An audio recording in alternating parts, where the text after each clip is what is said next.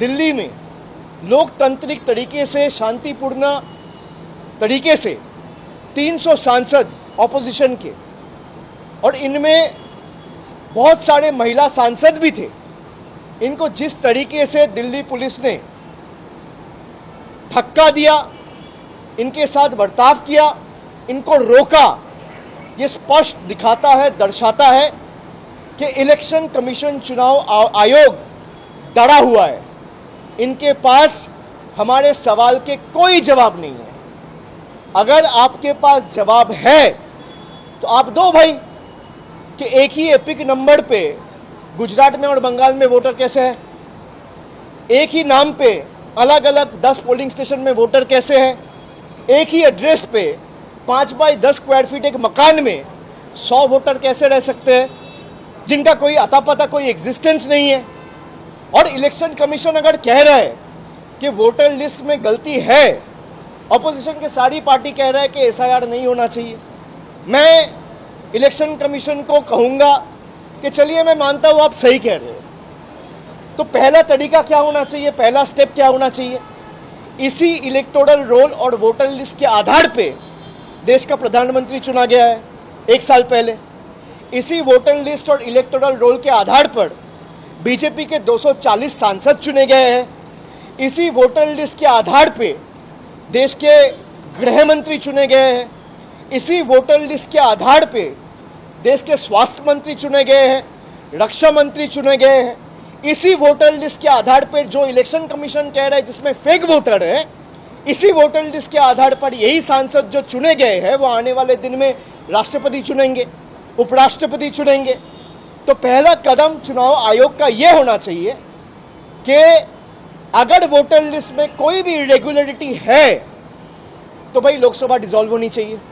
आप लोकसभा डिसॉल्व करिए, पूरा देश में एसआईआर करिए, कोई दिक्कत नहीं है। लेकिन एक सिलेक्टिव नहीं कर सकते ना कि गुजरात में एसआईआर नहीं होगा, गुजरात में वोटर लिस्ट ठीक है, उत्तर प्रदेश में वोटर लिस्ट ठीक है, मध्य प्रदेश में ठीक है और बंगाल में नहीं है, बिहार में नहीं है, तमिलनाडु में नहीं है। क्यों नहीं है? आपको पता है कि बिहार में अगर लोग वोटाधिकार, अपना लोकतांत्रिक अधिकार प्रयोग करेंगे तो आप हारोगे, आप चुनाव जीत नहीं सकते लोकतांत्रिक तरीके से। तो आप लोग का जो हक है, जो डेमोक्रेटिक राइट है, वो छीनना चाहते हैं। ये एक तरफा तो हो नहीं सकता। जो नियम और जो कानून आपके लिए एप्लीकेबल है, वही नियम और वही कानून इस देश में, अगर मैं बंगाल में हूं और आप गुजरात में हैं तो एक ही कानून है। भाई अगर एसआईआर आप करना चाहते हो तो आप एसआईआर करिए, लेकिन पहला कदम लोकसभा डिसॉल्व होना चाहिए। If the government is elected on the basis of the same flawed SIR, then the legitimacy of the central government is null and void.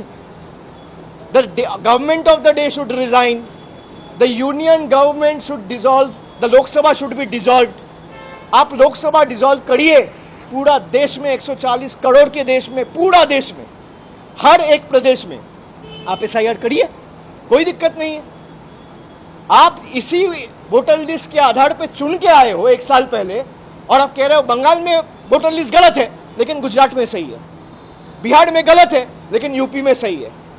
भाई अगर गलत है तो आपके ऑपोजिशन, हमारे ऑपोजिशन जितने भी दल हैं, वो स्पष्ट आपके पास सबूत के बदौलत आपके पास इंफॉर्मेशन रखा है कि वोट चोरी कर्नाटका में भी हुआ है, यूपी में भी हुआ है, गुजरात में भी हुआ है और बिहार में भी हुआ है। और बीजेपी ने वोट चोरी करके इलीगली, अनएथिकली, अनकॉन्स्टिट्यूशनली पावर में आया है।